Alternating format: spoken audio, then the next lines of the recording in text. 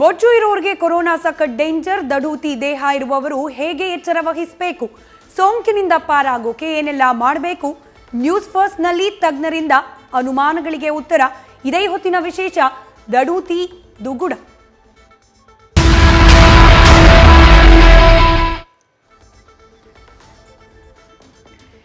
ನಾನಾಗಲೇ ಹೇಳ್ತಾ ಇದ್ದ ಹಾಗೆ ಎರಡನೇ ಅಲೆ ಪ್ರಾರಂಭವಾದ ನಂತರದಲ್ಲಿ 20 ರಿಂದ 40 ವಯೋಮಾನದವರೆಗೂ ಕೂಡ ಹೆಚ್ಚಾಗಿ ಕೊರೋನಾ ವೈರಸ್ ಕಾಡೋಕೆ ಪ್ರಾರಂಭ ಮಾಡಿದೆ.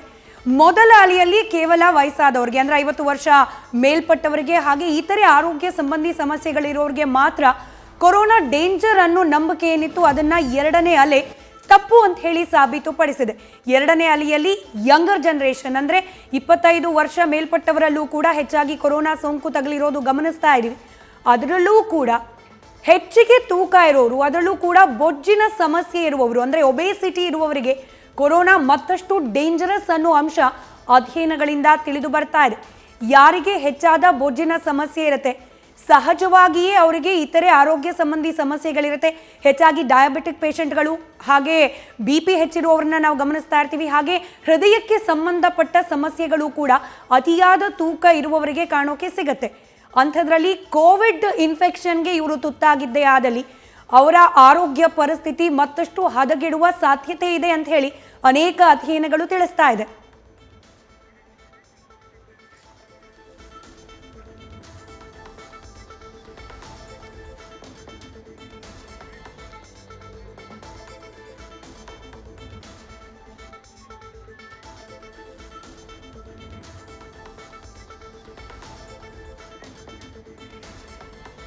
ಹಾಗಾದ್ರೆ ಬೊಜ್ಜು ಇರುವವರಿಗೆ ಕೊರೋನಾ ಸೋಂಕು ಮತ್ತಷ್ಟು ಅಪಾಯವನ್ನ ತಂದೊಡ್ಡುತ್ತೆ ಅನ್ನೋ ಈ ಒಂದು ಥಿಯರಿ ಏನಿದೆ, ಇದು ಎಷ್ಟರ ಮಟ್ಟಿಗೆ ನಿಜ? ಹಾಗಾದ್ರೆ ಬೊಜ್ಜಿನ ಸಮಸ್ಯೆ ಇರುವವರು ಅಥವಾ ದೇಹದ ತೂಕ ಅತಿಯಾಗಿ ಇರುವವರು ಕೊರೋನಾದಿಂದ ಪಾರಾಗೋಕೆ ಮಾಡಲೇಬೇಕಾದ ಕ್ರಮಗಳು ಏನು? ಇನ್ ಕೇಸ್ ಇನ್ಫೆಕ್ಟ್ ಆದರೆ ಅವರು ಎಷ್ಟರ ಮಟ್ಟಿಗೆ ಅಪಾಯಕ್ಕೆ ಸಿಲುಕುವ ಸಾಧ್ಯತೆ ಇರುತ್ತೆ? ಇನ್ ಕೇಸ್ ಇನ್ಫೆಕ್ಟ್ ಆದರೆ ಯಾವ ರೀತಿಯಾಗಿ ಅವರು ಇದರಿಂದ ಪಾರಾಗಬೇಕು? ಎಲ್ಲ ಆಯಾಮದಲ್ಲೂ ಕೂಡ ವಿಸ್ತೃತವಾದ ಚರ್ಚೆಯನ್ನು ತಜ್ಞ ವೈದ್ಯರ ಜೊತೆಯಲ್ಲಿ ಇವತ್ತು ನ್ಯೂಸ್ ಫಸ್ಟ್ ಮಾಡ್ತಾ ಹೋಗುತ್ತೆ. ನಮ್ಮ ಜೊತೆಯಲ್ಲಿ 4 ತಜ್ಞ ವೈದ್ಯರು ಕನೆಕ್ಟ್ ಆಗ್ತಾ ಹೋಗ್ತಾರೆ. ಮೊದಲನೇದಾಗಿ 2 ವೈದ್ಯರು ಕನೆಕ್ಟೆಡ್ ಇದ್ದಾರೆ, ಇಬ್ಬರನ್ನ ಕೂಡ ಬರ್ಮಾಡ್ಕೊಳ್ತೀನಿ. ಡಾಕ್ಟರ್ GB ಸತ್ತೂರು, ಕೋವಿಡ್ ಸಲಹಾ ಸಮಿತಿಯ ಸದಸ್ಯರು ನಮ್ಮ ಜೊತೆಯಲ್ಲಿ ಜಾಯ್ನ್ ಆಗಿದ್ದಾರೆ. ಡಾಕ್ಟರ್, ಕಾರ್ಯಕ್ರಮಕ್ಕೆ ಸ್ವಾಗತ. ಹಾಗೆ ಡಾಕ್ಟರ್ ರಮೇಶ್, ಸೀನಿಯರ್ ಕನ್ಸಲ್ಟೆಂಟ್ ಬ್ಯಾರಿಯೋಟ್ರಿಕ್ ಹಾಗೆ ಮೆಟಬಾಲಿಕ್ ಸರ್ಜರಿ, ಫೋರ್ಟಿಸ್ ಮತ್ತು AV ಆಸ್ಪತ್ರೆ ಬಿಡದಿಯಿಂದ ಜಾಯ್ನ್ ಆಗ್ತಾ ಇದ್ದಾರೆ. ಡಾಕ್ಟರ್ ರಮೇಶ್, ತಮಗೂ ಕೂಡ ಕಾರ್ಯಕ್ರಮಕ್ಕೆ ಸ್ವಾಗತ. ಡಾಕ್ಟರ್ ಸತ್ತೂರ್, ಒಂದು ಈ ಡಾರ್ವಿನ್ಸ್ ಎವಲ್ಯೂಷನ್ ಥಿಯರಿ ಏನಿದೆ ಅದು ನೆನಪಾಗ್ತಾ ಇದೆ. ಸರ್ವೈವಲ್ ಆಫ್ ದ ಫಿಟ್ಟೆಸ್ಟ್ ಅಂತ ಹೇಳಿ ತುಂಬ ಕೇಳಿದ್ವಿ. ಮತ್ತೊಮ್ಮೆ ನೆನಪು ಮಾಡ್ಕೊಳ್ಬೇಕಾ? ಫಿಟ್ ಅಂತಂದ್ರೆ ಕೇವಲ ದೈಹಿಕವಾಗಿ ಮಾತ್ರವಲ್ಲ, ಮಾನಸಿಕವಾಗೂ ಫಿಟ್ ಆಗೇ ಇರಬೇಕು ಅಂತ ಹೇಳಿ ತಾವು ನಮ್ಮ ಕಳೆದ ಡಿಬೇಟ್ನಲ್ಲಿ ತಿಳಿಸಿದ್ರಿ. ಈಗ ದೈಹಿಕವಾಗಿ ಕೂಡ ಫಿಟ್ ಆಗಿರೋದು ಅತ್ಯವಶ್ಯಕ ಕೋವಿಡ್ ಎರಡನೇ ಅಲೆಯನ್ನು ಎದುರಿಸೋಕೆ ಅನ್ನೋದು ಒಂದು ವಾದ ಇರೋದು. ಎಷ್ಟು ಮಟ್ಟಿಗೆ ನಿಜ ಇದು ಅಂತ? Okay, madam, thank you. Good morning to all viewers and congratulations because you are doing programs to boost the morale of the patients. ನೀವು ಬರೀ ಹೆದರ್ಸೋ ಟಿವಿಗಳನ್ನು ಮಾಡ್ತಾ ಇಲ್ಲ, ಜನರಿಗೆ ಧೈರ್ಯ ತುಂಬೋದು ಮಾಡ್ತಾ ಇದ್ದೀರಿ. So congratulations on behalf of all the covid expert committee and all the people. ಈಗ ತಮ್ಮದು ಪ್ರಶ್ನೆ ಸ್ಥೂಲಕಾಯ ಮತ್ತು ಕೋವಿಡ್ಗೆ ಇದು definitely a good topic to discuss with doctor Ramesh, who is an excellent bariatric surgeon in India. ಈಗ ಇದರ ಬಗ್ಗೆ ಮಾತಾಡ್ಬೇಕಂದ್ರೆ, ಒಂದು ಯಾರಿಗೆ ಬೊಜ್ಜಿರುತ್ತೆ, ಬೊಜ್ಜಿನಲ್ಲಿ 2-3 ಥರದ ಕ್ಲಾಸಿಫಿಕೇಶನ್ ಇದೆ ಸೈಂಟಿಫಿಕ್ ಆಗಿ. ಹೆಚ್ಚು ತೂಕ ಬೇರೆ, ಓವರ್ ವೆಯ್ಟ್, ಒಬೀಸ್ ಬೇರೆ. ಅದು ನಮ್ಮ ಬಾಡಿ ಮಾಸ್ ಇಂಡೆಕ್ಸ್ ಮೇಲೆ ಡಿಪೆಂಡ್ ಇರುತ್ತೆ. ಬಾಡಿ ಮಾಸ್ ಇಂಡೆಕ್ಸ್ ಅಂದರೆ ಏನು? ನಮ್ಮ ಹೈಟು ಮತ್ತು ನಮ್ಮ ವೇಟನ್ನು ಕೂಡಿಸಿ ಒಂದು ಅಂಕಿ ಸಂಖ್ಯೆ ತೆಗಿತಾರೆ. ಭಾರತೀಯರಿಗೆ 23 ಒಳಗಿದ್ದರೆ ನಾವು ಸರಿಯಾದ ದೇಹ, ಅಂದರೆ ನಮ್ಮ ಹೈಟು ನಮ್ಮ ವೇಟು ಎಲ್ಲ ಕರೆಕ್ಟ್ ಇದೆ, 23 ಒಳಗಿರ್ಬೇಕು. ಅದಕ್ಕೆ BMI, ಬಾಡಿ ಮಾಸ್ ಇಂಡೆಕ್ಸ್. ಇವತ್ತೆಲ್ಲರಿಗೂ ಗೊತ್ತಿದೆ ಈ ಶಬ್ದ. 25 ಮೀರ್ತೀವಿ ಅಂದರೆ ಯು ಆರ್ ಓವರ್ ವೇಟ್, ಹೆಚ್ಚು ತೂಕ ಉಳ್ಳವನು. 26-27 ಮೀರ್ತೀವಿ ಅಂದರೆ ಒಬೀಸ್, ಡೆಫಿನೆಟ್ಲಿ ನೀವು ಸ್ಥೂಲಕಾಯದವನು. ಅದರಲ್ಲಿ ಮತ್ತೊಂದು 2 ಮಾರ್ಬಿಡ್ಲಿ ಒಬೀಸ್ ಅಂತಿದೆ.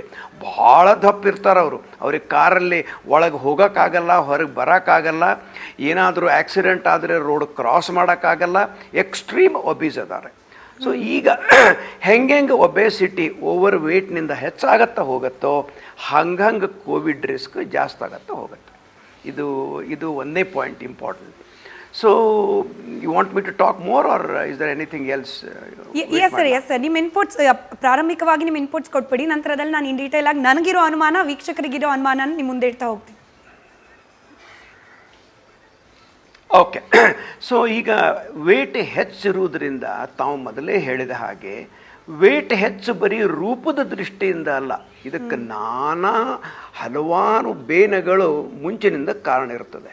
ಫಸ್ಟ್ ಸಿಂಪಲ್ ಆಸ್ಟಿಯೋ ಆರ್ಥ್ರೈಟಿಸ್ ನೀ ಎರಡು ಕಾಲು ನೋವು ಅದಾವ್ರಿ, ನನಗೆ ಓಡಾಡೋಕ್ಕಾಗದ ಇರೋದ್ರಿಂದ ಹೆಚ್ಚು ವೇಟ್ ಆಗತ್ತೆ. ಸೊ ಈಗ ಒಂದಕ್ಕೊಂದು ಕಂಬೈಂಡ್ ಇದೆ. ನಂಬರ್ 1. ಇನ್ನೊಂದು blood pressure, diabetes, heart disease, heart attack.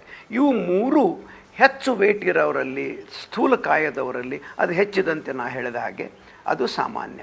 ಇನ್ನೊಂದು ಸಾಮಾನ್ಯ, ಅದು ಜನರಿಗೆ ಗೊತ್ತಿಲ್ಲದ ವಿಷಯ ಅಂದರೆ, ರಾತ್ರಿ ಯಾರು ಗೊರಕೆ ಹೊಡಿತಾರೆ ದಪ್ಪಿದ್ದವರು, ತಮ್ಗೆ ಗೊತ್ತಿರ್ಬೇಕು, ಭಾಳ ಗೊರಕೆ ಹೊಡಿತಾರೆ ನಮ್ಮ ಮನೆಯವರು ಅನ್ನೋ ಕಂಪ್ಲೇಂಟ್ ಭಾಳ ಇರ್ತವೆ. ಈ ಗೊರಕೆ ಹೊಡೆಯವರಿಗೆ ಸ್ಲೀಪ್ ಆ್ಯಪ್ನಿಯಾ ಅಂತಾರೆ. ಸ್ಲೀಪ್ ಆ್ಯಪ್ನಿಯಾ ಅಂದರೆ ಅವರು ಉಸಿರಾಟ ಸ್ವಲ್ಪ ಸೆಕೆಂಡ್ ಬಂದಾಗತ್ತೆ, ಭಾಳ ದಪ್ಪಿರೋರ್ದು, ಈ ಗೊರಕೆ ಹೊಡೆಯವ್ರದ್ದು. ಇವರು ಹಾರ್ಟ್ ಅಟ್ಯಾಕಿಗೆ, ಇನ್ಫೆಕ್ಷನ್, ಕೋವಿಡ್ನಂತಕ್ಕೆ ಹೆಚ್ಚು ಸಸೆಪ್ಟಿಬಲ್. ಸೊ ಇದು ಭಾಳ ಇಂಪಾರ್ಟೆಂಟ್ ವಿಷಯ, ಇದು ಜನರಿಗೆ ಭಾಳ ತಿಳಿದಿರೋದಲ್ಲಿದು. ಸೊ ಅದಕ್ಕೆ ನೈಟ್ ಸ್ಲೀಪ್ ಆ್ಯಪ್ನಿಯಾ ಅಂತೇವಿ, ಗೊರಕೆ ಹೊಡೆಯವರು ಅಂತೇವಿ. ಅವರಲ್ಲಿ ಯಾಕೆ ಹೆಚ್ಚಪ್ಪ ಅಂದರೆ ಓವರಾಲ್ ಹಾರ್ಟ್ ರಿಸ್ಕೇ ಹೆಚ್ಚು ಅವರಲ್ಲಿ. ಸೊ ಇದು ಒಂದೇ ವಿಷಯ. ಮತ್ತು ಇನ್ನು ಯಾರು ಸ್ಥೂಲಕಾಯದವರು ಇರ್ತಾರೆ ಇವರಿಗೆ 3 ಪ್ರಾಬ್ಲಮ್ ಜಾಸ್ತಿ ಕೋವಿಡ್ನಿಂದ. ಒಂದು, ಇವರು ಈಸಿಲಿ ಕೋವಿಡ್ ಕ್ಯಾಚ್ ಮಾಡ್ತಾರೆ, ಯಾಕಂದ್ರೆ ಅವ್ರ ಇಮ್ಯುನಿಟಿನೇ ಕಡಿಮೆ ಇರುತ್ತೆ. 2, ಇವ್ರದ್ದು ಜನರಲ್ ವಾರ್ಡಲ್ಲಿ, ಸ್ಪೆಷಲ್ ವಾರ್ಡಲ್ಲಿ ಕೋವಿಡ್ನಿಂದ ಅಡ್ಮಿಟ್ ಆಗೋದು ಜಾಸ್ತಿ. ಈಗ ದಪ್ಪಿರೋರು 80% ಅಡ್ಮಿಟ್ ಆದರೆ ತೆಳ್ಳಗಿರೋರು 20% ಅಡ್ಮಿಟ್ ಆಗ್ತಾರೆ. ಹಾಗೆ ಅದೇ ಪ್ರಮಾಣದಲ್ಲಿ ಇವರು ICUಗೆ ಶಿಫ್ಟ್ ಆಗೋ ಕೂಡ ಪ್ರಮಾಣವೂ ಜಾಸ್ತಿ. ಸೊ ಇದು ಬೇಸಿಕ್ ಕಾನ್ಸೆಪ್ಟ್ ನಮ್ಮ ಸ್ಥೂಲಕಾಯದವರಿಗೆ. ಮತ್ತು ಇವರ ಟ್ರೀಟ್ಮೆಂಟ್ ಬಗ್ಗೆ ಎಲ್ಲನೂ ತಮ್ಮದು ಚರ್ಚೆ ಮುಂದುವರೆದಂಗೆ ನಾವು ಮಾತಾಡೋಣ. Right sir. ಇನ್ನು ಡಾಕ್ಟರ್ ರಮೇಶ್, ತಾವೇನು ಹೇಳ್ತೀರಿ ಈ ಬಗ್ಗೆ? ಈ ಬೊಜ್ಜು, ಎಸ್ಪೆಷಲಿ ಹೊಟ್ಟೆ ಬೊಜ್ಜಿದ್ದವರಿಗೆ ಮತ್ತಷ್ಟು ಅಪಾಯ ಅನ್ನೋ ಒಂದು ಚರ್ಚೆ ಅಥವಾ ಈ ರೀತಿಯ ಫಾರ್ವರ್ಡ್ ಮೆಸೇಜ್ಗಳು ಇತ್ತೀಚೆಗೆ ವಾಟ್ಸಾಪ್ನಲ್ಲಿ ಸಾಕಷ್ಟು ಹರಿದಾಡೋಕೆ ಪ್ರಾರಂಭವಾಗಿದೆ. ಯಾರಿಗೆ ಹೊಟ್ಟೆ ಭಾಗದಲ್ಲಿ ಬೊಜ್ಜು ಜಾಸ್ತಿ ಇರುತ್ತೆ ಅವರಿಗೆ ಕೋವಿಡ್ನಿಂದ ಅಪಾಯ ಜಾಸ್ತಿ ಅಂತ ಹೇಳಿ, ನಿಜಾನ ಅಥವಾ ಓವರಾಲ್ ಈ ಒಬೇಸ್ ಇರೋರ್ಗೇನೆ ನಿಜವಾಗ್ಲೂ ಆತಂಕ ಪಡುವ ಅವಶ್ಯಕತೆ ಇದೆಯಾ ಕೋವಿಡ್ನ ಬಗ್ಗೆ ಅಂತ ಹೇಳಿ? ಹೌದು, ಡಾಕ್ಟರ್ ಸತ್ತೂರ್ ಅವರು ಈಗ ಹೇಳಿದ್ರು, 4 ಪಟ್ಟು ಹೆಚ್ಚಾಗಿ ಬರುತ್ತೆ ಇನ್ಫೆಕ್ಷನ್ನು ಈ ದಪ್ಪ ಇರೋರಲ್ಲಿ ಅಂತ. ನಾವು ಮತ್ತೆ ಅವರು BMI ಅನ್ನೋದು ಹೇಳಿದ್ರು, BMI 23 ಒಳಗಿರಬೇಕು ಅಂತ. ಇವಾಗ BMI 30ಕ್ಕಿಂತ ಹೆಚ್ಚಾದವರಲ್ಲಿ ನಾವು ಸಾಕಷ್ಟು ಅಡ್ಮಿಷನ್ಸ್ ನೋಡ್ತೀವಿ. ಮತ್ತು BMI 35ಕ್ಕಿಂತ ಹೆಚ್ಚಿರೋರಲ್ಲಿ ICU ಅಡ್ಮಿಷನ್ಸು ಜಾಸ್ತಿ ನೋಡ್ತಾ ಇದ್ದೀವಿ. ಮತ್ತು ಮೃತಪಡೋರಲ್ಲೂ ಅವರು ಜಾಸ್ತಿ ಅಂತ ನೋಡ್ತಾ ಇದ್ದೀವಿ. ಇದು ಬೊಜ್ಜಿರೋರಲ್ಲಿ ಇಮ್ಯುನಿಟಿ ಕಡಿಮೆ ಆಗೋದಲ್ಲದೆ ಅವರಿಗೆ ಹಲವಾರು ಕಾಯಿಲೆಗಳು ಬರುತ್ತೆ. ಡಾಕ್ಟರ್ ಸತ್ತೂರ್ ಅವರು ಆವಾಗಲೇ ಹೇಳಿದ್ರು ಅಬ್ಸ್ಟ್ರಕ್ಟಿವ್ ಸ್ಲೀಪ್ ಆಪ್ನಿಯಾ, ಆಮೇಲೆ ಆರ್ಥ್ರೈಟಿಸ್ ಅಂತ. ಆದರೆ ಇಮ್ಯೂನ್ ರೆಸ್ಪಾನ್ಸ್ ಕಮ್ಮಿ ಆಗುವಂಥದ್ದು ಅಂದರೆ ಡಯಾಬಿಟಿಸ್ ಹೆಚ್ಚಿರುತ್ತೆ ಅವರಿಗೆ, ಹೈಪರ್ ಟೆನ್ಷನ್ ಹೆಚ್ಚಿರುತ್ತೆ, ಮತ್ತು ಬ್ಲಡ್ ಕ್ಲಾಟಿಂಗ್ ಪ್ರಾಬ್ಲಮ್ಸ್ ಅನ್ನೋದು ಹೆಚ್ಚಿರುತ್ತೆ. ಈ ಎಲ್ಲ ಕಾರಣಗಳಿಂದ ಅವರಿಗೆ ಸಾಕಷ್ಟು ಇನ್ಫೆಕ್ಷನ್ ಬರೋದು ಹೆಚ್ಚು, ಮತ್ತು ಅವರು ಸೀರಿಯಸ್ ಆಗೋದು ಹೆಚ್ಚು. ಸೊ ಇವರು ಬೇರೆ ನಾರ್ಮಲ್ ಜನರಿಗಿಂತ ಜಾಸ್ತಿ ಎಚ್ಚರ ವಹಿಸಬೇಕು. ಸಾಕಷ್ಟು ಮಾಹಿತಿ ತಿಳ್ಕೊಂಡು ಅದರ ಬಗ್ಗೆ ಅವರು ಆದಷ್ಟು ವೆಯ್ಟ್ ಲಾಸ್ ಮಾಡ್ಕೊಳ್ಳೋದಕ್ಕೂ ಟ್ರೈ ಮಾಡ್ತಾ ಇರಬೇಕು. ಮತ್ತು ಅಕಸ್ಮಾತಾಗಿ ಇನ್ಫೆಕ್ಷನ್ ಬಂದರೆ ನಾಳೆ ಅಥವಾ ನಾಡಿದ್ದು ಹೋಗೋಣ ಡಾಕ್ಟ್ರಿಗೆ ಅಂತ ಹೇಳಬಾರ್ದು. ತಕ್ಷಣವೇ ಹೋಗಿ ತೋರಿಸ್ಕೊಂಡು ಚಿಕಿತ್ಸೆನ ಶುರು ಮಾಡಿಕೊಂಡ್ರೆ ಅವರಿಗೆ ಸಾಕಷ್ಟು ಟ್ರೀಟ್ಮೆಂಟ್ನಿಂದ ನಾವು ಜಾಸ್ತಿಯಾಗಿ ICUಗೆ ಹೋಗೋದು ತಪ್ಪಿಸ್ಬೋದು. ಇದಕ್ಕೆ ನಾವೊಂದು ಆ್ಯಡ್ ಮಾಡಲ, ತಮ್ಮ ಪ್ರಶ್ನೆ ಹೊಟ್ಟೆ ಬಾವಿನ ಬಗ್ಗೆ ಒಂದು ಆ್ಯಡ್ ಮಾಡ್ತೇನೆ. ಹೊಟ್ಟೆ ಬಾವು 4 ತಿಂಗಳ ಪ್ರೆಗ್ನೆನ್ಸಿ, 6 ತಿಂಗಳ ಪ್ರೆಗ್ನೆನ್ಸಿ, 8 ತಿಂಗಳ ಪ್ರೆಗ್ನೆನ್ಸಿ ಗಂಡಸರಲ್ಲಿ, ಭಾರತೀಯ ಗಂಡಸರಲ್ಲಿ ತೀರ ಸಾಮಾನ್ಯ. ತೆಳ್ಳಗಿನ ಕೈಗಳು, ದೊಡ್ಡದಾದ ಹೊಟ್ಟೆ, ಇದಕ್ಕೆ ಫೇವರೆಟ್ ಮೆಡಿಕಲ್ ನೇಮ್ ಅಂದರೆ thin fat Indian. Fat on the tummy, thin on the limbs. ಇದೇನು ಅಬ್ಡಾಮಿನಲ್ ಫ್ಯಾಟ್ ಅಂತ ಏನಿದೆ ಇದು ಮೆಟಬಾಲಿಕಲಿ ಭಯಂಕರ ಆ್ಯಕ್ಟಿವ್. ದೇಹದಲ್ಲಿ ಯಾವುದೇ ಫ್ಯಾಟ್ ಏನಿದೆ ಅದಕ್ಕೆ ಕಂಪೇರ್ ಮಾಡಿದರೆ ಇದು ಮೆಟಬಾಲಿಕಲಿ ಆ್ಯಕ್ಟಿವ್. ಇದು ಯಾರ್ಯಾರು ನಡದ ಸುತ್ತಳತೆ ಇದನ್ನು ನೀವು ಏನು ಮೇಜರ್ ಮಾಡ್ತೀರಿ at the level of navel ಹೊಕ್ಕಳದ ಜಗಕ್ಕೆ ನಿಮ್ಮ ನಡದ ಸುತ್ತಳತೆ ನೀವು ಮಾಡಿಕೊಂಡ್ರೆ 90 ಸೆಂಟಿಮೀಟರ್ ಮೇಲೆ ಗಂಡ್ಮಕ್ಕಳಿಗೆ 80 ಸೆಂಟಿಮೀಟರ್ ಮೇಲೆ ಹೆಣ್ಮಕ್ಕಳಿಗೆ ಇದ್ದರೆ ಅವರ ಬೊಜ್ಜು ಜಾಸ್ತಿ, ಹೊಟ್ಟೆಯ ಬೊಜ್ಜು ಜಾಸ್ತಿ. ಇದೇಗ ರಮೇಶ್ ಹೇಳಿದ ಹಾಗೆ ಇದು 100 ಸೆಂಟಿಮೀಟರ್ ಮೇಲೆ ಹೋಯ್ತಂದರೆ ಅದು ಒಬೀಸ್ ಅಂತ ಆಗುತ್ತೆ. ಸೊ ಹೀಗಾಗಿ ಜನರಲ್ ಒಬೆಸಿಟಿಗಿಂತ ಪೂರ್ತಿ ಲಟ್ಟ ಇರೋವನಿಗಿಂತ ಹೊಟ್ಟೆ ಲಟ್ ಇರೋವನಿಗೆ ಕೋವಿಡ್ ರಿಸ್ಕ್ ಜಾಸ್ತಿ, BP ರಿಸ್ಕ್ ಜಾಸ್ತಿ, ಹಾರ್ಟ್ ಅಟ್ಯಾಕ್ ರಿಸ್ಕ್ ಜಾಸ್ತಿ, ಡಯಾಬಿಟಿಸ್ ರಿಸ್ಕ್ ಜಾಸ್ತಿ. ಇನ್ನು ನಮ್ಮ ಜೊತೆಯಲ್ಲಿ ಡಾಕ್ಟರ್ ಕಿಶೋರ್ ಕುಮಾರ್ ರಾಜಪುರೋಹಿತ್ ಅವರು ಕೂಡ ಜಾಯ್ನ್ ಆಗಿದ್ದಾರೆ. MD ಆಯುರ್ವೇದ, ಇವರು ಶ್ರೀ ಜಗದ್ಗುರು ಗವಿಸಿದ್ದೇಶ್ವರ ಆಯುರ್ವೇದ ವೈದ್ಯಕೀಯ ಕಾಲೇಜು ಕೊಪ್ಪಳದಿಂದ ಜಾಯ್ನ್ ಆಗಿದ್ದಾರೆ. ಡಾಕ್ಟರ್ ಕಿಶೋರ್, ತಮಗೂ ಕೂಡ ಕಾರ್ಯಕ್ರಮಕ್ಕೆ ಸ್ವಾಗತ. ಆಲ್ರೆಡಿ ನಮ್ಮ ಜೊತೆಯಲ್ಲಿ ಡಾಕ್ಟರ್ ರಮೇಶ್ ಹಾಗೆ ಡಾಕ್ಟರ್ ಸತ್ತೂರ್ ಅವರಿದ್ದಾರೆ. ಈ ಒಬೇಸಿಟಿ ಇದ್ದವರಿಗೆ ಕೊರೋನಾ ಆತಂಕ ಹೆಚ್ಚು ಅನ್ನೋದ್ರ ಬಗ್ಗೆ ಮಾತನಾಡ್ತಾ ಇದ್ವಿ. ನಿಮ್ಮ ಓಪನಿಂಗ್ ರಿಮಾರ್ಕ್ಸ್ ಡಾಕ್ಟರ್. ನಮಸ್ತೆ ಎಲ್ಲ ವೈದ್ಯ ಬಾಂಧವರಿಗೂ ಮತ್ತು ಪ್ರೇಕ್ಷಕರಿಗೆ ಮತ್ತು ನ್ಯೂಸ್ ಫಸ್ಟ್ ಅವರಿಗೆ. ಒಬೇಸಿಟಿ, ನಮ್ಮ ಆಯುರ್ವೇದದಲ್ಲಿ ಒಬೇಸಿಟಿ ಅನ್ನತಕ್ಕಂಥದ್ದು ಸ್ಥೌಲ್ಯ ಅಥವಾ ಸ್ಥೂಲ ರೋಗ ಅಥವಾ ಮೇಧೋ ರೋಗ ಅಂತ ಕರೀತಾರೆ. ನಮ್ಮಲ್ಲಿ ಆಯುರ್ವೇದ ಶಾಸ್ತ್ರದಲ್ಲಿ ವ್ಯಾಧಿಕ್ಷಮತ್ವ ಅಂತ ಒಂದು ಶಬ್ದ ಬರ್ತದೆ. ವ್ಯಾಧಿಕ್ಷಮತ್ವ ಅಂದ್ರೆ ಈ ಮನುಷ್ಯನಲ್ಲಿ ವ್ಯಾಧಿಯನ್ನ, ರೋಗವನ್ನ ತಡೆ ಹಿಡಿಯಲಿಕ್ಕೆ ಇರತಕ್ಕಂತ ಒಂದು ಸಾಮರ್ಥ್ಯ ಅಥವಾ ಅದಕ್ಕೆ ಇಮ್ಯುನಿಟಿ ಅಂತ ಕರೀತಾರೆ. ಈ ಬಜ್ಜು ರೋಗಗಳಲ್ಲಿ ಯಾರು ಬಜ್ಜು ಜಾಸ್ತಿ ಇರ್ತದೆ ಆ ಮನುಷ್ಯರಲ್ಲಿ ಇಮ್ಯುನಿಟಿ ಕಡಿಮೆ ಆಗ್ತಾ ಬರ್ತದೆ, ವ್ಯಾಧಿಕ್ಷಮತ್ವ ಕಡಿಮೆ ಆಗ್ತಾ ಬರ್ತದೆ. ವ್ಯಾಧಿಕ್ಷಮತ್ವ ಕಡಿಮೆ ಆಗ್ತಾ ಬಂತು ಅಂತಂದ್ರೆ ಮನುಷ್ಯ ಆದಷ್ಟು ಬೇಗ ರೋಗಗಳಿಗೆ ಈಡಾಗ್ತಾನೆ. ಆ ಕಾರಣದಿಂದ ಅವನಿಗೆ ಯಾವಾಗ್ಲೂ ವ್ಯಾಧಿಕ್ಷಮತ್ವ ಜಾಸ್ತಿ ಇರಬೇಕು. ಆಮೇಲೆ ನಮ್ಮ ಆಯುರ್ವೇದ ಶಾಸ್ತ್ರದಲ್ಲಿ ಈ ಸ್ಥೂಲ ಕಾಯಿಗಳಿಗೆ, ಬಜ್ಜು ರೋಗಗಳಿಗೆ ಅಷ್ಟನಿಂದಿತರು ಅಂತ ಕರೀತಾರೆ. ನಿಂದಿತರಲ್ಲೇ ಬರ್ತದೆ. ಅಷ್ಟನಿಂದಿತ ಅಂದ್ರೆ 8 ನಿಂದ ಇದ್ದವರು, ಅವರಿಗೆ ನಾವು ಟ್ರೀಟ್ಮೆಂಟ್ ಮಾಡಬಾರ್ದು ಅಂತ ಶಾಸ್ತ್ರದಲ್ಲಿ. ಬಟ್ ಇವಾಗೆಲ್ಲ ಮಾಡ್ತಾರೆ, ಅದು ಬೇರೆ ವಿಚಾರ. ಬಟ್ ಅಷ್ಟನಿಂದಿತದಲ್ಲಿ ಸ್ಥೌಲ್ಯ ರೋಗ ಅಂತ ಬರ್ತದೆ. ಈ ಕಾರಣದಿಂದ ಸ್ಥೌಲ್ಯ ರೋಗಗಳಲ್ಲಿ ಇಮ್ಯುನಿಟಿ ಪವರ್ ಕಡಿಮೆ ಆಗೋದ್ರಿಂದ, CD4 ಕೌಂಟ್ಸ್, CD8 ಕೌಂಟ್ಸ್, ಆಮೇಲೆ T ಹೆಲ್ಪರ್ ಸೆಲ್ಸ್ ಕಡಿಮೆ ಆಗೋದ್ರಿಂದ ಇನ್ಫ್ಲಮೇಟರಿ ಆಗಿರ್ತಕ್ಕಂಥ ಎಡಿಪೋಸ್ ಟಿಶ್ಯೂಗಳು ಆಕ್ಷನ್ಸ್ ಕಡಿಮೆ ಮಾಡ್ತಾವ್. ಈ ಕಾರಣದಿಂದ ನಾವು ಯಾವಾಗ್ಲೂ ಅದು ಇಮ್ಯುನಿಟಿ ಕಡಿಮೆ ಆಗ್ತಾ ಬರ್ತದೆ. ಅದ್ರ right doctor, will get back to you. ಇನ್ನು ಡಾಕ್ಟರ್ ರಮೇಶ್, ನಾನು ಒಂದು ರಿಪೋರ್ಟ್ನ ನಾನು ನೋಡ್ತಾ ಇದ್ದೆ. ಈ ವರ್ಲ್ಡ್ ಒಬೇಸಿಟಿ ಫೆಡರೇಷನ್ ಕೊಟ್ಟಿರೋದು 4 ಕಂಟ್ರಿಗಳಲ್ಲಿ ನಡೆಸಿದ ಡೇಟಾಬೇಸ್ನ ಕಲೆಕ್ಟ್ ಮಾಡ್ಕೊಂಡು ನಡೆಸಿದ ಅಧ್ಯಯನದ ಪ್ರಕಾರ UK, USA, ಸೌತ್ ಆಫ್ರಿಕಾ ಜೊತೆಗೆ ವುಹಾನನ್ನು ಕೂಡ ಇನ್ಕ್ಲೂಡ್ ಮಾಡಿಕೊಂಡು ಈ ಕೋವಿಡ್ ವೈರಸ್ನಿಂದ ಯಾರೆಲ್ಲ ಸಾವಿಗೀಡಾಗಿದ್ದಾರೆ ಅದರಲ್ಲಿ 90%, ಇದು ವರ್ಲ್ಡ್ ಒಬೇಸಿಟಿ ಫೆಡರೇಷನ್ ನೀಡಿರುವ ಡೇಟಾ, 90% ಜನ ಒಬೇಸಿಟಿ ಪ್ರಾಬ್ಲಮ್ ಇದ್ದವರೇ ಸಾವಿಗೀಡಾಗಿದ್ದಾರೆ. ಅಂದರೆ ಮಾರ್ಟಾಲಿಟಿ ರೇಟ್ ಬೊಜ್ಜಿನ ಸಮಸ್ಯೆ ಇದ್ದವರಲ್ಲಿ ಹೆಚ್ಚಿರತ್ತೆ ಇನ್ ಕೇಸ್ ಕೋವಿಡ್ಗೆ ತುತ್ತಾದರೆ ಅಂತ ಹೇಳಿ. ನೀವು ಇದನ್ನು ಎಷ್ಟರ ಮಟ್ಟಿಗೆ ಒಪ್ತೀರಾ ಅಂತ ಹೇಳಿ? ಇಲ್ಲ, ಇದೆಲ್ಲ ಪಬ್ಲಿಷ್ಡ್ ಲಿಟ್ರೇಚರು. ಇದು ಬಹಳ ಸತ್ಯ. ಇದು ನಮ್ಮ ಜರ್ನಲ್ಸ್ನಲ್ಲೆಲ್ಲ ಬಂದಿದೆ, ಪಬ್ಲಿಷ್ ಆಗಿದೆ. ಇದು very scientifically analysed and proved fact. ಸಾಕಷ್ಟು ಎಲ್ಲ ಕಡೆ, ಎಲ್ಲ ಜರ್ನಲ್ಸಲ್ಲೂ ನಾವು ಇದ್ರ ಬಗ್ಗೆ ಓದ್ತಾ ಇದ್ದೀವಿ. ಅದು ಈ ಸ್ಟಡೀಸ್ ಬಗ್ಗೆ. ಈ ಸ್ಟಡೀಸ್ ಭಾಳ ಚೆನ್ನಾಗಿ ಮಾಡಿದ್ದಾರೆ ಎಲ್ಲ ಕಡೆನೂ, ಈ 4 ದೇಶಗಳಲ್ಲಿ. ಇವಾಗ ಯಾಕೆ ಹೀಗಾಗ್ತಾ ಇದೆ ಅನ್ನೋದಕ್ಕೆ ಇಮ್ಯೂನ್ ಫಂಕ್ಷನ್ಸು ಸಿಕ್ಕಾಪಟ್ಟೆ ಕಡಿಮೆ ಆಗಿದೆ ನಮ್ಮ ಬೊಜ್ಜು ಇರುವವರಲ್ಲಿ.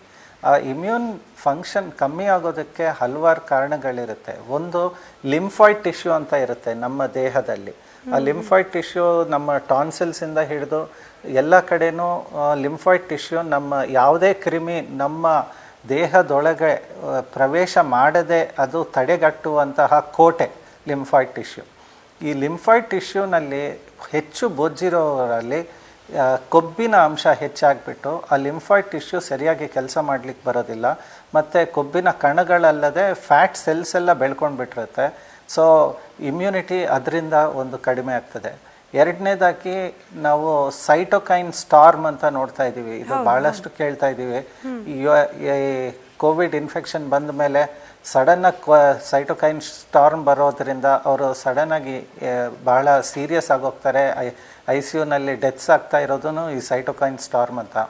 ಸೊ ಇದೆಲ್ಲ ಆಗೋದಕ್ಕೆ ಈ ಕೋವಿಡ್ ಒಬಿಸಿಟಿನಲ್ಲಿ ಆಗೋ ಕೆಲವು ಹಾರ್ಮೋನ್ಸ್ ಚೇಂಜಸ್ಸು ಮತ್ತು ಇನ್ಫ್ಲಮೇಟ್ರಿ ಮಾರ್ಕರ್ಸ್ ಚೇಂಜಸ್ ಆಗೋದ್ರಿಂದ ಆಗುತ್ತೆ. ಈ ಮ್ಯಾಕ್ರೋಫೇಜಸ್ ಅಂತೀವಿ, ಅಂದರೆ M1 M2 ಮ್ಯಾಕ್ರೋಫೇಜಸ್ ಅಂತ ಇದೆ. M1 ಮ್ಯಾಕ್ರೋಫೇಜಸ್ ಹೆಚ್ಚಾಗಿದೆ, M2 ಮ್ಯಾಕ್ರೋಫೇಜಸ್ ಕಮ್ಮಿ ಆಗಿದೆ. ಹೀಗಾಗಿರೋದ್ರಿಂದ ಇಮ್ಯುನಿಟಿ ಡಿಸ್ಟರ್ಬ್ ಆಗಿದೆ ಬಾಡಿನಲ್ಲಿ. ಮತ್ತು ಇನ್ಸುಲಿನ್ ರೆಸಿಸ್ಟೆನ್ಸ್ ಅಂತ ಬರುತ್ತೆ ಈ ಕೊಬ್ಬು ಜಾಸ್ತಿ ಇರೋರಲ್ಲಿ. ಅಂದರೆ ಇನ್ಸುಲಿನ್ ಇರುತ್ತೆ ಮೈಯಲ್ಲಿ, ಆದರೆ ಆ ಇನ್ಸುಲಿನ್ನು ಸೆಲ್ಸ್ ಒಳಗಡೆ ಹೋಗೋದಕ್ಕೆ ಸಾಧ್ಯ ಆಗೋದಿಲ್ಲ, ಅದರಲ್ಲಿ ಕೆಲಸ ಮಾಡಲಿಕ್ಕೆ ಸಾಧ್ಯ ಆಗಲ್ಲ. ಹೀಗೆ ಕೆಲಸ ಮಾಡೋಕ್ಕೆ ಆಗದೇ ಇದ್ದಾಗ ಆ ಸೆಲ್ಸು ಸರಿಯಾಗಿ ಕೆಲಸ ಮಾಡೋದಿಲ್ಲ. ಇದು ಇಮ್ಯೂನ್ ಸೆಲ್ಸ್ನ ಬಹಳಷ್ಟು ಇನ್ಫ್ಲುಯೆನ್ಸ್ ಮಾಡುತ್ತೆ, ಇಮ್ಯೂನ್ ಸೆಲ್ಸ್ ಫಂಕ್ಷನ್ನ ಹೆಚ್ಚು ಕಡಿಮೆ ಮಾಡೋ ಥರ ಮಾಡುತ್ತೆ. ಇನ್ನೊಂದು ಲೆಪ್ಟಿನ್ ಅಂತ ಒಂದು ಹಾರ್ಮೋನ್ ಇದೆ, ಅದು ಕೊಬ್ಬಿನ ಟಿಶ್ಯೂನಲ್ಲಿ ಫ್ಯಾಟ್ ಸೆಲ್ಸ್ನಲ್ಲಿ ಪ್ರೊಡ್ಯೂಸ್ ಆಗೋದು. ಆದರೆ ಅತಿ ಬೊಜ್ಜು ಜಾಸ್ತಿ ಆದಾಗ ಈ ಲೆಪ್ಟಿನ್ ಬಹಳಷ್ಟು ಜಾಸ್ತಿ ಆಗಿ ಲೆಪ್ಟಿನ್ ರೆಸಿಸ್ಟೆನ್ಸ್ ಅಂತಲೂ ಬರುತ್ತೆ. ಈ ಲೆಪ್ಟಿನ್ನು ಕಡಿಮೆ ಆಗೋಗ್ಬಿಟ್ಟು, ಅಂದರೆ ಕೆಲಸ ಸರಿಯಾಗಿ ಮಾಡದೆ ಇಮ್ಯೂನ್ ಸೆಲ್ಸ್ನ ಸರಿಯಾಗಿ ಫಂಕ್ಷನ್ ಮಾಡೋದಕ್ಕೆ ಬಿಡೋದಿಲ್ಲ. ಮತ್ತು ಇನ್ನೊಂದು ACE2 ಇನ್ಹಿಬಿಟರ್ಸ್ ಅಂತ ಇದೆ, ಇದು ಭಾಳಷ್ಟು ಇಂಪಾರ್ಟೆಂಟ್ ಫ್ಯಾಕ್ಟರ್. ಇದು ACE2 ಎಕ್ಸ್ಪ್ರೆಷನ್ ಅಂತ ಆಗುತ್ತೆ ಕೆಲವು ಸೆಲ್ಸಲ್ಲಿ. ಅಂದರೆ ಈ ವಿಂಡ್ ಪೈಪ್ನಲ್ಲಿ ಮತ್ತು ಲಂಗ್ಸ್ ಬ್ರಾಂಕ್ಯೂಲ್ಸ್ನಲ್ಲೆಲ್ಲ ಈ ACE2 ಎಕ್ಸ್ಪ್ರೆಷನ್ ಅನ್ನೋದು ಆಗ್ತಾ ಇರುತ್ತೆ. ಈ ಫ್ಯಾಟ್ ಸೆಲ್ಸು ಕೊಬ್ಬು ಹೆಚ್ಚಿರೋವರಲ್ಲಿ ACE2 ಎಕ್ಸ್ಪ್ರೆಷನ್ ಹೆಚ್ಚಾಗಿರುತ್ತೆ. ಸೊ ACE2 ಹೇಗೆ ಅಂದರೆ ಅದು ಒಂದು ದ್ವಾರದ ಥರ, ಅದು ಬಾಗಿಲು ತೆರೆದಿಟ್ಟಂಗೆ ಈ ವೈರಸ್ಸು ನಮ್ಮ ದೇಹದೊಳಗಡೆ ಬಂದು ಸೆಲ್ಸ್ ಒಳಗಡೆ ಹೋಗೋದಕ್ಕೆ ಅದು ಬಹಳಷ್ಟು ಹೆಲ್ಪ್ ಮಾಡುತ್ತೆ. ಸೊ ಈ ACE2 ಆಗಿರೋದ್ರಿಂದ ಈ ಕೊಬ್ಬಿನವರಲ್ಲಿ ಈಸಿಯಾಗಿ ಈ ವೈರಸ್ಸು ಸೆಲ್ಸ್ ಒಳಗಡೆ ಹೋಗೋದಕ್ಕೆ, ಮಲ್ಟಿಪ್ಲೈ ಆಗೋದಕ್ಕೆ ಬಹಳ ಹೆಲ್ಪ್ ಮಾಡ್ತಾ ಇದೆ. ಮತ್ತು ಈ ಕೊಬ್ಬು ಜಾಸ್ತಿ ಇರೋರಲ್ಲಿ ಚಿಕ್ಕ ಚಿಕ್ಕ ಕೊಬ್ಬಿನ ಕಣಗಳಿರುತ್ತೆ ಒಳಗಡೆ ಸೆಲ್ಸ್ನಲ್ಲಿ. ಆ ಕಣಗಳಲ್ಲಿ ವೈರಸ್ಸು ಚೆನ್ನಾಗಿ ಮಲ್ಟಿಪ್ಲೈ ಆಗೋದಕ್ಕೆ, ಗ್ರೋ ಆಗೋದಕ್ಕೆ ಅದು ಬಹಳ ಹೆಲ್ಪ್ ಮಾಡ್ತಾ ಇದೆ. ಈ ಎಲ್ಲ ಕಾರಣಗಳಿಂದ ಇವರು ಈ 4 ಕಂಟ್ರೀಸ್ನಲ್ಲಿ ಪಬ್ಲಿಷ್ ಮಾಡಿರೋ ಡೇಟಾನಲ್ಲಿ ಇದೆಲ್ಲ ಅನಲೈಸ್ ಮಾಡಿದ್ದಾರೆ, ಈ ಎಲ್ಲ ವಿಷಯಗಳನ್ನು. ಮತ್ತು ಇದರಿಂದನೇ ಹೀಗಾಗ್ತಾ ಇದೆ ಅನ್ನೋದನ್ನು ಪಬ್ಲಿಷ್ ಮಾಡಿರೋ ಜರ್ನಲ್ಸ್ನಲ್ಲೆಲ್ಲ ನಾವು ಓದ್ತಾ ಇದ್ದೀವಿ. ರೈಟ್ ಡಾಕ್ಟರ್, ಮಾತಾಡ್ತೀನಿ. ಇನ್ನು ಬೊಜ್ಜಿನ ಸಮಸ್ಯೆ ಇರೋರು ಹೆಚ್ಚಾಗಿ ಆಕ್ಸಿಜನ್ ಅವಶ್ಯಕತೆಗೆ ಬೀಳ್ತಾರೆ. ಇನ್ ಕೇಸ್ ಕೊರೋನಾ ವೈರಸ್ಗೆ ತುತ್ತಾದರೂ ಕೂಡ ಬೇಗ ಅವರ ದೇಹ ಸ್ಥಿತಿ ಸಹಜ ಸ್ಥಿತಿಗೆ ಬರ್ತಾ ಇಲ್ಲ. ಅಂದರೆ ಇತರರಿಗೆ ಕಂಪೇರ್ ಮಾಡ್ಕೊಂಡು ನೋಡಿದಾಗ ಬೊಜ್ಜಿನ ಸಮಸ್ಯೆ ಇರುವವರು ಹೆಚ್ಚು ದಿನ ಹಾಸ್ಪಿಟಲೈಸ್ ಅಥವಾ ವೆಂಟಿಲೇಟರ್ ಸಹಾಯಕ್ಕೆ ಮೊರೆ ಹೋಗಲೇಬೇಕಾದ ಪರಿಸ್ಥಿತಿಗೆ ಹೋಗ್ತಿದ್ದಾರೆ ಅನ್ನೋ ಅಂಕಿಅಂಶ ಕೂಡ ಇದೆ. ಮಾತನಾಡ್ತಾ ಇದ್ವಿ, ಬೊಜ್ಜಿನ ಸಮಸ್ಯೆ ಇರೋರು ಅಥವಾ ಅತಿಯಾದ ತೂಕ ಇರೋರು ಕೊರೋನಾ ವೈರಸ್ನಿಂದಾಗಿ ಹೆಚ್ಚು ಅಪಾಯಕ್ಕೆ ಸಿಲುಕ್ತಾ ಇದ್ದಾರಾ ಅನ್ನೋ ವಿಚಾರದ ಬಗ್ಗೆ 3 ಜನ ತಜ್ಞ ವೈದ್ಯರು ಕೂಡ ನಮ್ಮ ಜೊತೆಯಲ್ಲಿ ಜಾಯ್ನ್ ಇದ್ದಾರೆ. ಡಾಕ್ಟರ್ ಸತ್ತೂರ್, ಈಗ ಡಾಕ್ಟರ್ ರಮೇಶ್ ಹೇಳ್ತಾ ಇದ್ದ ಒಂದು ಅಂಶ, ಹಾಗೆ ಇದರ ಜೊತೆಗೆ ನಾನು ಓದಿ ತಿಳ್ಕೊಂಡ ಹಾಗೆ ಕೆಲವರು ಚರ್ಚೆ ಕೂಡ ಮಾಡ್ತಿರೋ ಹಾಗೆ, ಯಾರಿಗೆ ಬೊಜ್ಜಿನ ಸಮಸ್ಯೆ ಇರುತ್ತೆ ಅಥವಾ ಹೆಚ್ಚಿನ ತೂಕ ಇರೋರಿದ್ದಾರೆ ಅವರು ವೆಂಟಿಲೇಟರ್ನ ಅವಶ್ಯಕತೆ ಹೆಚ್ಚಾಗಿ ಬೀಳ್ತಾ ಇದೆ ಅಂಥವ್ರಿಗೆ, ಅಥವಾ ಇನ್ ಕೇಸ್ ಕೋವಿಡ್ ಸೋಂಕಿಗೆ ಒಳಗಾದರೂ ಕೂಡ ಇತರರಿಗೆ ಕಂಪೇರ್ ಮಾಡಿದ್ರೆ ಅವರು ಬೇಗ ಗುಣಮುಖರಾಗ್ತಾ ಇಲ್ಲ ಅನ್ನೋ ಒಂದು ಚರ್ಚೆ ಕೂಡ ನಡೀತಾ ಇದೆ. ಇದ್ರ ಬಗ್ಗೆ ತಾವೇನು ಹೇಳ್ತೀರಿ? Correct, good question. ಈಗ ವೆಂಟಿಲೇಟರ್ ಮೇಲೆ ಹೆಚ್ಚು ಸ್ಥೂಲಕಾಯಿಗಳು ಹೋಗ್ತಾರೆ, ಎಸ್. ಇವರು ವೆಂಟಿಲೇಟರ್ ಮೇಲೆ ಸ್ಥಳೀಯರವರಿಗಿಂತ ಹೆಚ್ಚು ಸಮಯ ಇರ್ತಾರೆ, ನಂಬರ್ 2, ಎಸ್. ಔಟ್ಕಮ್ ರಿಸಲ್ಟ್ಸೂ ತೆಳ್ಳಗಿರೋರಲ್ಲಿ ಔಟ್ಕಮ್ ರಿಸಲ್ಟ್ಸ್ ಏನು ಚೆನ್ನಾಗಿದೆ ಅಷ್ಟು ಚೆನ್ನಾಗಿ ಇವರಲ್ಲಿ ಇರಲ್ಲ. ಈ ರೀಸೆಂಟ್ಲಿ ನಾನು 28 ವರ್ಷದ ಹುಡುಗನ ಅಡ್ಮಿಟ್ ಮಾಡಿದ್ದೆ, ಲಗ್ನ ಆಗಿಲ್ಲ, 134 ಕಿಲೋ ಅಡ್ಮಿಟ್ ಆಗಿದ್ವಿ, ಅವನು ವೆಂಟಿಲೇಟರ್ ಮೇಲೆ ಹಾಕಿದ್ವಿ.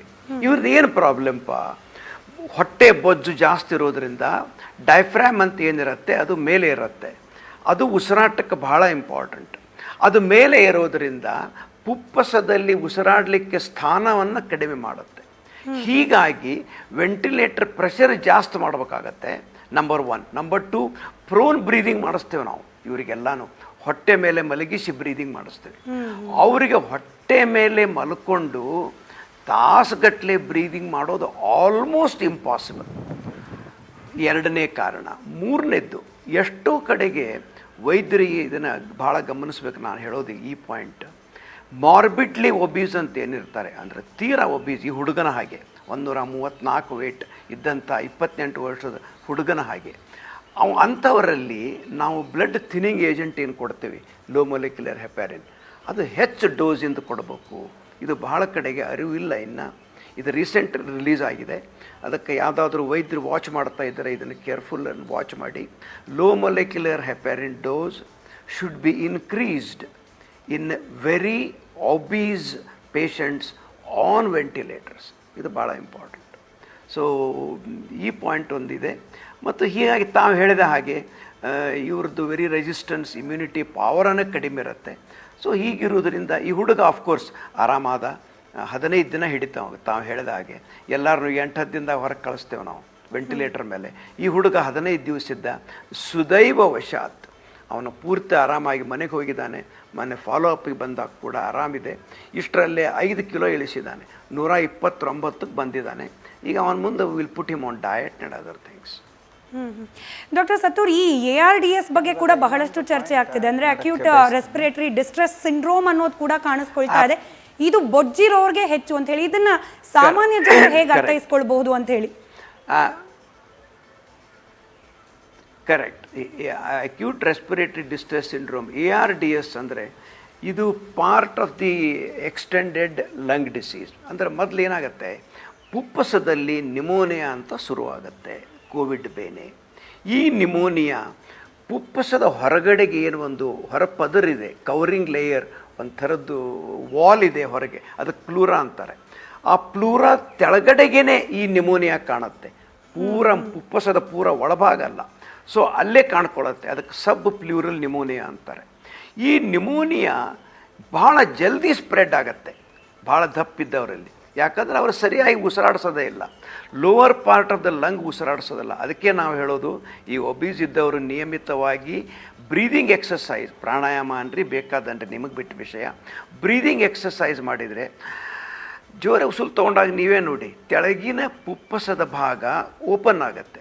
ಇದು ಅವರಲ್ಲಿ ಹೆಚ್ಚು ಓಪನ್ ಆಗಲ್ಲ, ಇದ್ದಂಥ ನಿಮೋನಿಯಾ ಜಾಸ್ತಿ ಆಗುತ್ತೆ, ಸೈಟೋಕೈನ್ ಸಿಂಡ್ರೋಮ್ ಆಗುತ್ತೆ. ಅದರ ಜೊತೆಗೆ acute respiratory distress syndrome ARDS start ಆಗುತ್ತೆ. ಅಲ್ಲ, ಒಂದಕ್ಕೊಂದು ರಿಲೇಟೆಡ್. ರೈಟ್. ಡಾಕ್ಟರ್ ರಮೇಶ್, ಇವಾಗ ಸಾಮಾನ್ಯವಾಗಿ ದಪ್ಪ ಇದ್ದರು ಎಸ್ ಡಾಕ್ಟರ್ ಸತ್ತೂರ್ ಏನೋ ಹೇಳ್ತಾ ಇದ್ರಿ ತಾವು? ಇಲ್ಲ, ಅವರು ರಮೇಶ್ ಅವರೇನೋ ಹೇಳ್ತಾ ಇದ್ದಾರೆ. ರೈಟ್. ಇವಾಗ ಡಾಕ್ಟರ್ ಸತ್ತೂರ್ ಅವರು ಬಹಳ ಚೆನ್ನಾಗಿ ಎಕ್ಸ್ಪ್ಲೇನ್ ಮಾಡಿದ್ರು ಅಕ್ಯೂಟ್ ರೆಸ್ಪಿರೇಟರಿ ಡಿಸ್ಟ್ರೆಸ್ ಸಿಂಡ್ರೋಮ್ನಲ್ಲಿ ಹೇಗೆ ಏನೇನು ಆಗುತ್ತೆ ಒಳಗಡೆ ಶ್ವಾಸಕೋಶದಲ್ಲಿ ಅಂತ. ಅದು ಇನ್ನೊಂದು ವಿಷಯ ಏನಂದರೆ, ಇನ್ಫೆಕ್ಷನ್ಸ್ ಹೆಚ್ಚಾಗಿ ಬರುತ್ತೆ ಈ ಕೊಬ್ಬು ಹೆಚ್ಚಿರೋರಲ್ಲಿ. ಈ ಸೆಪ್ಸಿಸ್ ಅಂತೀವಿ, ಸೆಪ್ಟಿಸಿಮಿಯಾ ಅಂತೀವಿ. ಸೊ ಬರೀ ವೈರಸ್ ಇನ್ಫೆಕ್ಷನ್ ಒಂದೇ ಅಲ್ಲ, ಅದರ ಜೊತೆಗೆ ಸೆಕೆಂಡ್ರಿ ಇನ್ಫೆಕ್ಷನ್ಸ್ ಬರ್ಬೋದು. ಇವಾಗ ನಾವು ನೋಡ್ತಾ ಇದ್ದೀವಿ, ಬ್ಲ್ಯಾಕ್ ಫಂಗಸ್ ಅನ್ನೋದು ಬಹಳ ದೊಡ್ಡ ನ್ಯೂಸ್ ಆಗೋಗಿದೆ. ಅದು ಫಂಗಲ್ ಇನ್ಫೆಕ್ಷನ್ಸ್ ನಾವು ನೋಡೋದೇ ಇಲ್ಲ, ಭಾಳ ರೇರ್ ನೋಡೋದು. ನಾವು ಒಂದು 5 ವರ್ಷಕ್ಕೆ ಒಂದು ಕೇಸ್ ನೋಡ್ತಾ ಇದ್ವಿ ಬ್ಲ್ಯಾಕ್ ಫಂಗಸ್. ಇವಾಗ ನೋಡಿದ್ರೆ ಸಾಕಷ್ಟು ಹೆಚ್ಚಾಗೋಗಿದೆ, ಅದಕ್ಕೆ ಔಷಧಿಗಳೇ ಸಿಗ್ತಾ ಇಲ್ಲ. ಹಾಗೆ ಬ್ಯಾಕ್ಟೀರಿಯಲ್ ಇನ್ಫೆಕ್ಷನ್ಸು ಸಹ ಸಿಕ್ಕಾಪಟ್ಟೆ ಜಾಸ್ತಿ ಆಗೋಗ್ತಾ ಇದೆ. ಈ ಇನ್ಫೆಕ್ಷನ್ಸ್ ಜಾಸ್ತಿ ಆದಷ್ಟು ಸೆಪ್ಟಿಸಿಮಿಯಾ ಈ ಬಾಡಿನಲ್ಲಿ ಇನ್ಫೆಕ್ಷನ್ ಆಗಿರೋದು ಬೇರೆ ಬೇರೆ ಮೆಕ್ಯಾನಿಸಮ್ಸಿಂದ ARDS ಆಗೋ ಥರ ಮಾಡುತ್ತೆ. ಮತ್ತು ಈ ಕೊಬ್ಬು ಹೆಚ್ಚಿರೋ ಅಷ್ಟೂ ಇನ್ಫೆಕ್ಷನ್ಸ್ ಹೆಚ್ಚು ಬರೋ ಸಾಧ್ಯತೆ ಉಂಟು. ಡಾಕ್ಟರ್ ರಮೇಶ್, ಮತ್ತೊಂದಂತಂದ್ರೆ ಈ ದಪ್ಪ ಇದ್ದಾರೆ ಅಥವಾ ಒಬೇಸ್ ಜಾಸ್ತಿ ಎಸ್ ಡಾಕ್ಟರ್ ಇಲ್ಲ, ಅವ್ರದ್ದು ಒಂದು ಪಾಯಿಂಟ್ ಹೇಳಿದರೆ ಕ್ಲಿಯರ್ ಮಾಡ್ತೇನೆ ಜನಕ್ಕೆ. ಇದೇನೊಂದು ಮ್ಯೂಕೋರ್ ಮೈಕೋಸಿಸ್ ಅಂತ ಫಂಗಲ್ ಇನ್ಫೆಕ್ಷನ್ ಬಗ್ಗೆ ರಮೇಶ್ ಅವರು ಹೇಳಿದರು. ಅದಕ್ಕೊಂದು ಆಂಫೋಟೆರಿಸಿನ್ B ಅಂತ ತುಟ್ಟಿ ಡ್ರಗ್ 8 ವಾರ ಕೊಡಬೇಕು. ಗುಡ್ ನ್ಯೂಸ್ ಅನೌನ್ಸ್ ಮಾಡಿದ್ದಾರೆ ನಿನ್ನೆ ಅಶ್ವಥ್ ನಾರಾಯಣ್ ಅವರು, who is in charge of covid management ಸೆಂಟರಿಂದ 20,000 ವಾಯಲ್ ಆಂಫೋಟೆರಿಸಿನ್ Bಗಳನ್ನು ಕೇಳಿದ್ದಾರೆ. So this is a good news for us. So ಇಂಥದ್ರಲ್ಲಿ ಇನ್ನು 2-3 ದಿನದಲ್ಲಿ ಆಕ್ಸಿಜನ್ನು ಸರಿ ಬರ್ತಾ ಇದೆ. ಒಂದು ವೇಳೆ ಫಂಗಲ್ ಇನ್ಫೆಕ್ಷನ್ ಆದರೆ ಆಂಫೋಟೆರಿಸಿನ್ B ಬರ್ತಾ ಇದೆ. ಆಮೇಲೆ ರೆಮಿಡೆಸಿವಿರ್ ಬಗ್ಗೆ ತಾವು ಪ್ರಶ್ನೆ ಕೇಳಿದರೆ ಮುಂದೆ ಮಾತಾಡೋಣ. ನ್ಯೂಸ್ ಫಸ್ಟ್, ಪ್ರತಿಕ್ಷಣ ನಿಮ್ಮೊಂದಿಗೆ.